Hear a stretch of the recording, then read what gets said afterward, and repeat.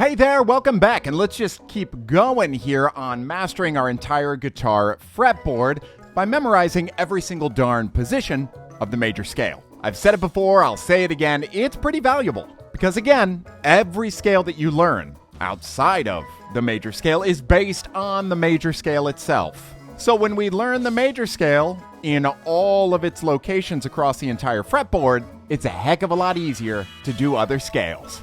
So today, let's go from position 4 into position 5 with ease and little effort. Let's do it!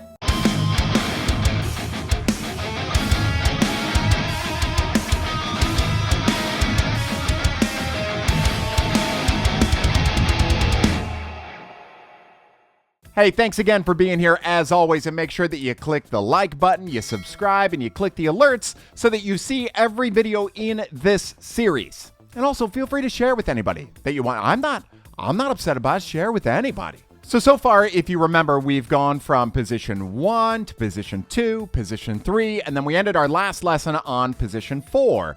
And just a quick reminder, these are all the same notes over and over and over again. Literally the same 7 notes, just in different locations. They might be the same exact octave that we've played before. They might be a lower octave, a higher octave, but it's the same 7 notes. And this whole time we've been focused on G major, so we started position 1 on that 3rd fret of the low E string. But you'll see as we continue with the series that this is movable everywhere to play in any key at all with the same exact patterns. Which, by the way, if you have not seen the previous videos, I made sure to link all of them in the description. Make sure you dig in and prepare yourself for today's lesson by watching those.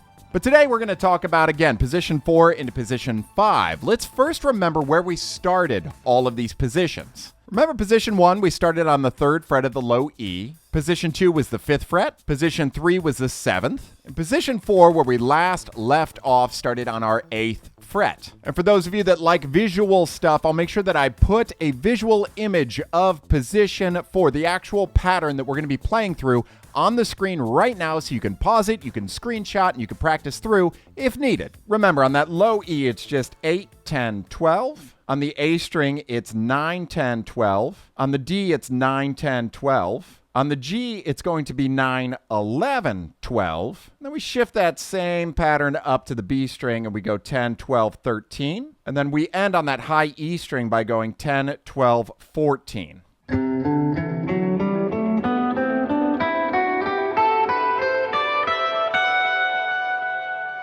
Well, today we expand one position further. We're going to focus on position 5 of the major scale. And in the same way that we figured out where we start the position, remember, your previous position, the second note you play is where you start the next position. So in this case, we started position 4 on the 8th fret, and we went 8, 10, 12. So our next position, position 5, is going to start on that 10th fret. Position 5 looks like 10, 12, 14 on the low E.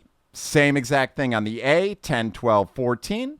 Same thing on the D, 10, 12, 14. On the G, we go 11, 12, 14. On the B, we go 12, 13, 15. And on our high E string, we go 12, 14, 15. And as usual, I'll make sure that I put an actual image up of this position in case you're more of a visual person and need to see it to believe it, just in case you need to screenshot it or play through it before we continue.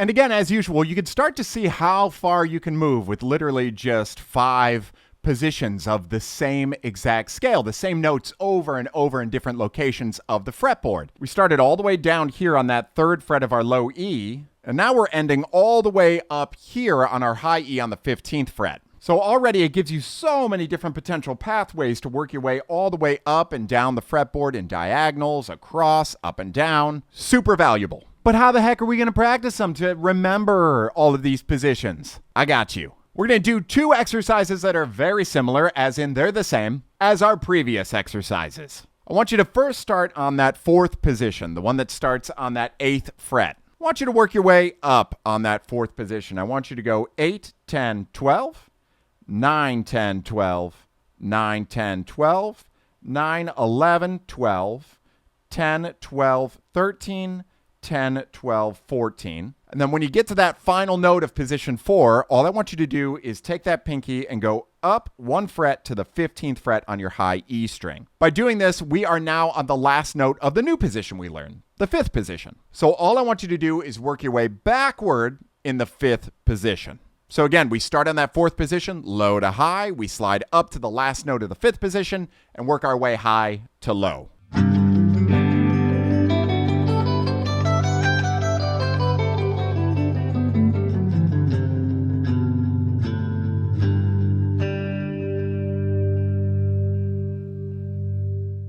But 2 things here. I don't want you to only be focusing on those 2 transitions. We're going to work on transitioning all of the positions into one another. But I also don't want you to get trapped in this thought of starting your 4th position low and going high, and then your 5th position high to low. So by combining them and going from position 1 into 2, into 3, 4, into 5, it actually reverses that a bit. But we're going to keep the same concept. We're going to start low on our 1st position, get to the final note on our high E, slide up to the final note of the 2nd position, go backwards, slide up to the 1st note of the 3rd position, go up and on and on.